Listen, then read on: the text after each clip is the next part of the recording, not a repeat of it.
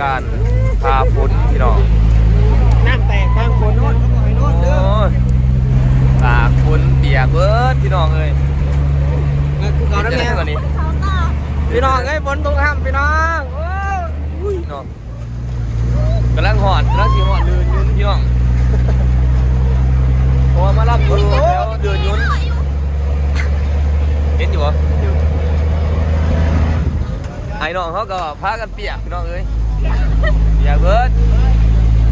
พอรับพาฝน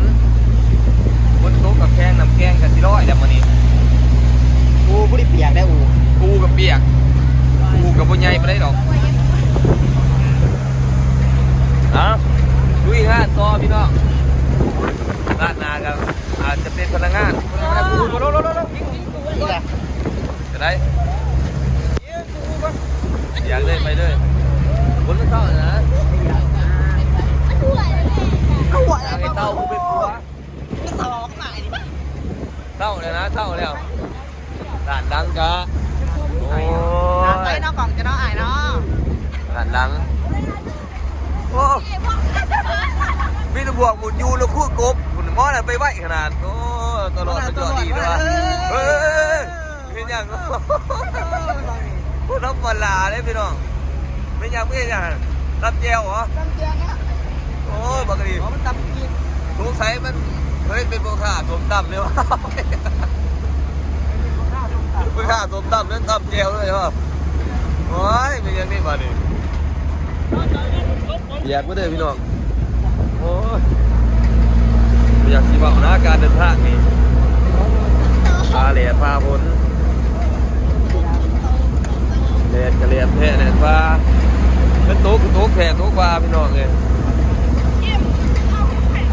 การเดินทางโอ้ยลำบากเขาไปยิ้วพี่น้องเขาไปยากแล้วจะได้คนต้นหอนง่ายอยู่ใกล้ถึงหอดเลยนะ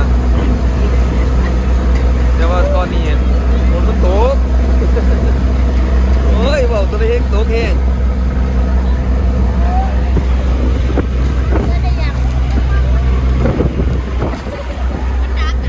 นับเดี๋ยวบอกเบาไปเด้อโอ้ยังเห็นอยู่โอ้ยมันกันอันนี้ได้กันเถอะถ้ากระหอดเดินปีนพี่น้องมาเดินยุ่นอายุบรีอยู่ตัวเมืองเอาเมียมตัวเมืองปากเซ่พี่น้องปากเซ่ตายฝนตกกับพายุพวกเศร้าเนี่ยนะพี่น้องเดินว่าหมดละเนาะเดินทางจะได้ฝนตกเห็นจะได้ฝนตกกับแข้งพี่น้องน้ำแกงขึ้นกระร้อยถาม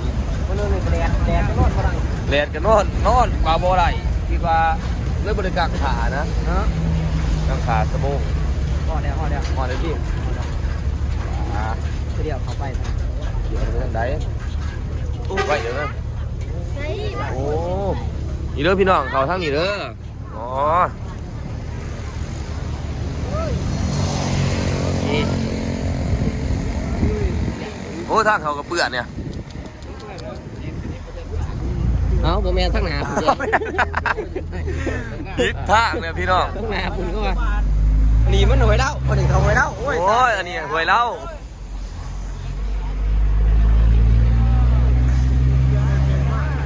มันถึงการเดินทางพี่น้องผมว่างานนี่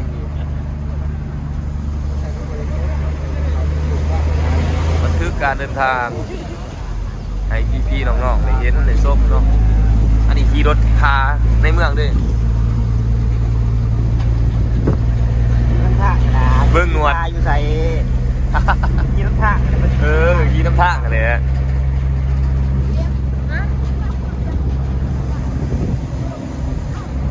โอ้เห็นตลาดไปหมดเฮ้ยเสียก็มากว่ะมันเสียไงไปงออ๋อไก่ฮะไก่พวกกางเกงนะไก่วะไก่วะ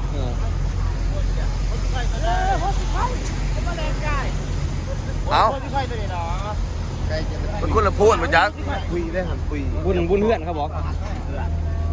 บุญเพื่อนอยู่ในบ้านบ่บุญบ้านมันอยู่ในเพื่อน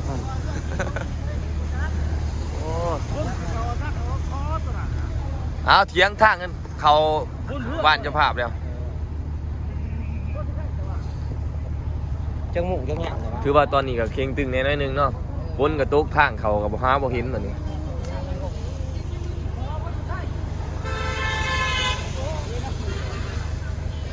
แม่นบ่เล่นใกล้เนาะเล่นใกล้แล้ว เล่นไกล ว่า บ้าน เราคือหายนี่เว้ย อย่าหายที่บ้าน โอ้ โอ้ย โอ้ไม่โทษ การหิวเขาก็คือมีการหายนี่นั่นเองเนาะ ห้องเด้อขึ้นมาอันนั้นอีกครั้งวะ ดีเกาบ้านมันหายนะกายท่านเขาบ้านพี่น้องจังหน่อยทางเขาบ้านเนาะสบายดีทุกคนตอนนี้เขาก็มาหอจดถึงบนงานเลยเนาะคนเปียกไปหน่อยหนึ่งเนาะตอนนี้ไอ้น้องเขากำลังโดดจากรถเนาะโอ้มาตะบ้านได้เนาะโอ้หน้าอุ้มตานี่พูดได้หนึ่งโอ้กำลังลงจากรถพี่น้องโอ้เอามาตะบ้านได้เนาะ FC ได้เด้อ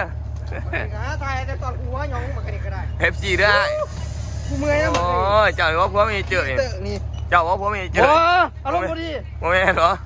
โอ้เป็นไอ้แก่ด้วยเนี่ยโอ้นี่เด็กผัวใหม่ปะเนี่ย บาย กำลังลงจากรถพี่น้องเอ้ยโอ้ยความหอดการหอดงานฝนตกอยากเบิด โอ้ไอ้ต้องเลยกิน ความหอดแบบถึงวันนัดวันไม้ทีการทีงานเนาะโอ้สภาพเลยนี่ก็ถือว่าอยากเปื้อเปื่อนเนี่ยนิดนึงเนาะเพราะว่ามันฝนตกใส่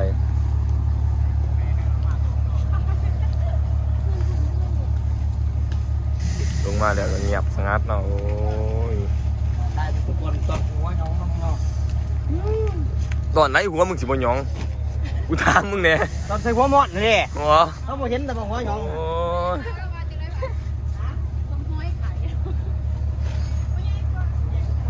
ตอนนี้ก็ทยอยลงเท่าละคน2 คนเนาะพี่น้องตอนนี้ก็เตาก็ลงมาพอดีอะเตากำลังลงมาเรื่อยไหนเขาสิออกรถเดี๋ยวอ่ะหม้อซ้ำโอ้ตอนนี้เตากำลังลงพี่น้องโอ้มาตะบ้านไหนนี่ไงโอ้ยฮะมันพ่นสีไข่เลยนี่แม่นแล้วพ่นทิ้งไข่ กลางกันบ้านพ่นคาหันขาไป อันนั้นคางโอ้ยบอกไปเลยแล้วอันนั้นบ้านพ่นทิ้ง ขี่เต๋อมึงเอ้ย ตอนนี้จะหาบอลผูกเปนอน มีทางฟังไปบางนั้นไปโฮมไลฟ์ขนาด อูใหญ่อยู่ปะวะ แจ๊ด ฮะ เพื่อนเรื่องนี้จะเป็นเนี่ย ใช่ตอนนี้ทีมงานของเขาก็หาบอลผักบอลเสาหาบอลผูกเปนอนแล้วหมุนไปน้ำปลาน้ำดงพี่น้องเลยไฟหนึ่งกะเนาะ ไปบอลอดเดี๋ยวว่าจะเป็นอะไร ใส่อูนะ โมเดลครบห้ำแนวนี้ ได้โอ้หมุนอยู่น้ำปลาน้ำดงเนาะเกลือยุ่งเลยมอนั่นจะได้ไปเลยมอนั่นผ่านดงคือว่าตกช้าเลยเนี่ยเอาทยอยลงเรื่อยๆพี่น้อง ยังมันชักยังมันผูกใจ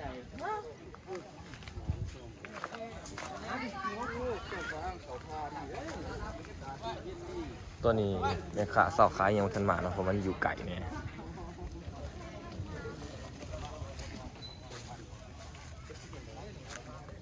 โอ้ยังบ่ทันเบิดอยู่ว่าจะเบิดนะ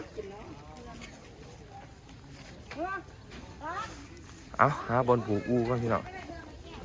สิไปหาบอลผูกอูก็คือกันก่อนหาบอลผักบอลเสาเนาะ พวกเดี๋ยวหัวผูกได้ ผูกอะไร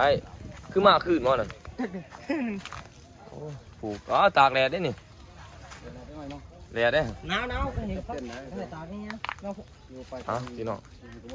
ยูให้เบิ่งซ้ำนี้เนาะเรื่องงานหนาได้ใช่เบิ่งใหม่เนาะการไปกันมาว่าวันนี้ก็ฝนตกแน่ตกหับแน่เนาะเอ้าได้กะอย่าลืมกดไลค์กดแชร์ด้วยพี่น้องเด้อฝาก FC ทุกคนเนาะ FC ฟังไทยฝั่งลาวเนาะ FC ทุกคนขอขอบใจเด้อที่เข้ามาเบิ่งคลิปของบ่าววงถ่ายแบบอุดุตูเปียกนะบ๊ายบายพี่น้อง